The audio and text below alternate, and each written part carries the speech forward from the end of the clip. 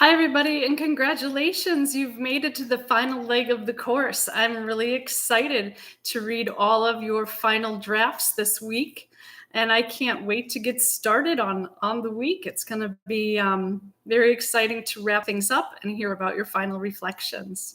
So let's just talk a little bit about what's happening during our last module, Module 8.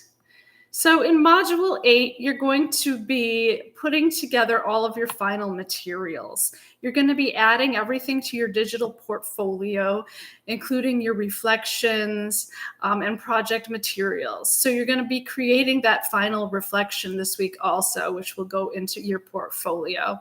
And you'll upload your final paper draft to that portfolio as well.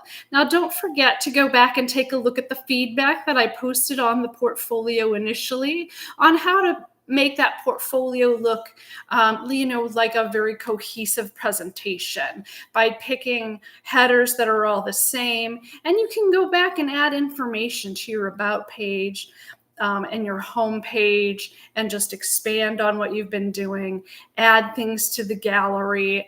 So to make this, the best reflection of all of the work that you've done this term and really kind of demonstrate your mastery of everything that you've learned. And this will be a great thing to look back on as you move through, other courses in your future after you've, started the career of your choice. You can always look back here and see what you accomplished. So to get started on Module 8, of course, you'll be going through those top hat materials. Don't forget, you can still complete any late top hat materials until the ending of the course. So I can take them until the very last day that the submissions are due. So, feel free to go back and do those. So if you take a look in Module 8, you'll notice that you're going to be preparing your final digital portfolio and that there's a video that goes with that in order to create that final portfolio. That video is going to be helpful and it'll give you instructions under the video of what you're going to be doing. As I said, you'll be revising your home page, your About Me page, adding your reflections, including your gallery, which is your samples of your written work. And so those are the types of things that will go in there. Now, something that a lot of students forget to do is to document share or change their settings. So sometimes I can't see that final portfolio when I look at it, and you don't want to get a 0 on that because I can't see it. And sometimes I don't have enough time between alerting you to the fact that I can't see it and when I need to turn in the final grades. So it's really important that you watch the video on how to share your portfolio with me. And that is also located under the link called Module 8, Prepare Your Final Digital Portfolio. Then you'll be completing your final reflection and uploading that to your portfolio. As I said, you'll notice if you're in the Module 8 section following along with me that the instructions for completing your final reflection are located there. And so one of the main goals that we've had in this course is for you to be able to transfer the writing skills that you learned here to future writing sources. So that's something that you're going to be thinking on and reflecting on. You're going to be going back to the learning course goals, those habits of mind we talked about in the beginning, and thinking about what pieces of those habits of mind you think you did well with, and what maybe as you go into your future, you can continue to improve upon.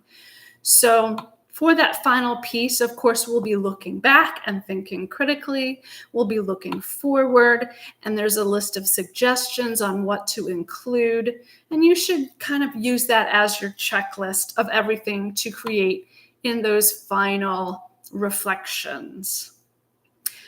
You're going to want to make sure to include 4 to 6 visual examples of your experience with writing.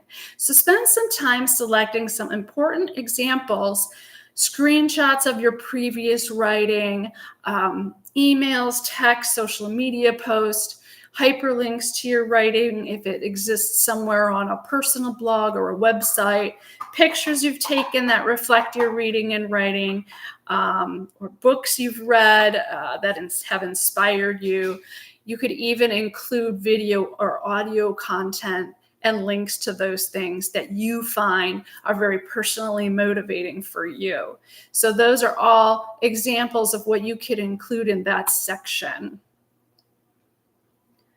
Go ahead then and scroll down in that area and take a look through the final reflection rubric so that you can use this as your checklist and make sure you've completed all of the requirements. You'll notice that the requirements include that looking back piece, the looking forward, the visual examples, and the conventions. So just use that as your checklist to make sure you've met all of the expectations on that assignment. And so then you'll notice the next link there is the final portfolio, which we've discussed, and your learning outcome there is really to make this final portfolio, relevant, audience specific, and a reflection or demonstration of the things that you mastered in the course and something for you to look back on.